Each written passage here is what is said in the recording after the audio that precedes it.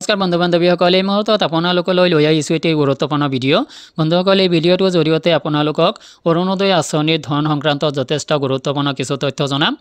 9 বা 10 এপ্ৰিল 2024 আপোনালোকে লাভ কৰিব অৰুণোদয় আঁচনিৰ ধন। আৰু অৰুণোদয় আঁচনিৰ ধন 1250 টকাৰ ঠাইত এইবাৰ 1500 টকাও লাভ কৰিব পাৰে। কিয় কোৱা হৈছে 1500 টকাৰ কথা, এই তথ্যখিনি আপোনালোকক ভিডিঅ'টোত বুজাই দিব যত্ন কৰিম। 9 বা 10 এপ্ৰিলত আপোনালোকে অৰুণোদয় আঁচনিৰ ধন লাভ কৰিব। বন্ধুসকল, সম্পূৰ্ণ তথ্য ভিডিঅ'টোৰ আগলৈ চাই থাকক।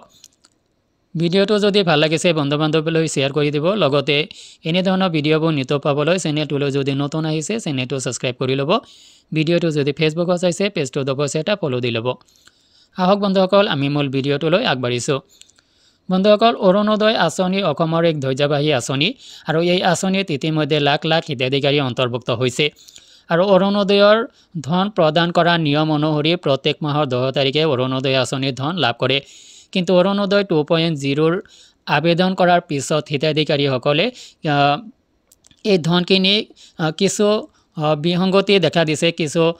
হয়তো কিছুমানে 9 তাৰিখত, কিছুমানে 10 তাৰিখত, এনেকুৱা 3-4 দিনলৈ আপোনালোকে ধনখিনি লাভ কৰে।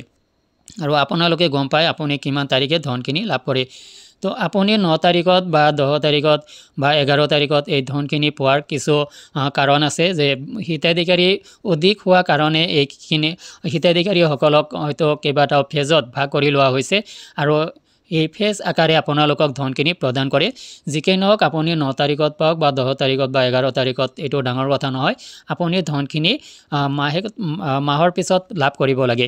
আৰু সেই অনুসৰি আপুনি 9 তাৰিখৰ ৰাতিপুৱা বা 10 তাৰিখত আপুনি অৰুণোদয় আঁচনিৰ ধন লাভ কৰিব।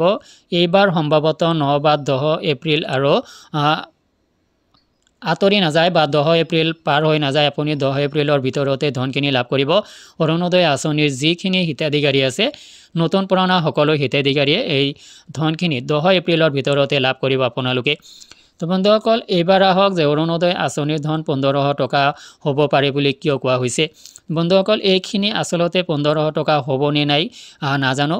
তো এনেকুৱা হয় যে অৰুণোদয় আঁচনিৰ আগৰ হিতাধিকাৰীসকলৰ ক্ষেত্ৰত এনেকুৱা প্ৰযোজ্য হৈছিল। কোনো ফেষ্টিভেল, কোনো ধৰণৰ অনুষ্ঠান অহাৰ লগে লগে চৰকাৰে অৰুণোদয় আঁচনিৰ ধন কিছু বৃদ্ধি কৰি প্ৰদান কৰিছিল। আৰু এনেকুৱা নজিৰ অৰুণোদয় আঁচনিৰ ক্ষেত্ৰত আছে। যিহেতু ইয়াতে মুছলমানসকলৰ ঈদ সমাগত, আৰু যাৰ কাৰণে অৰুণোদয় আঁচনিৰ ধন যদি ফেষ্টিভেল হিচাপে, ফেষ্টিভেলৰ কাৰণে যদি কিছু বঢ়াই দিয়ে, তেতিয়াহ'লে পূৰ্বৰ দৰে 1500 টকা আপুনি অৰুণোদয় আঁচনিত লাভ কৰিব পাৰে।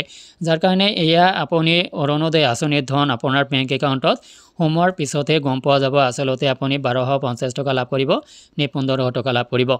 তো আশা কৰিছোঁ আপুনি অৰুণোদয় আঁচনিৰ ধন নিয়মিতভাৱে লাভ কৰক। যদি লাভ কৰি থকা নাই কমেণ্ট ছেকশ্যনত জনাওক। আজিলৈ এৰিছোঁ, ধন্যবাদ।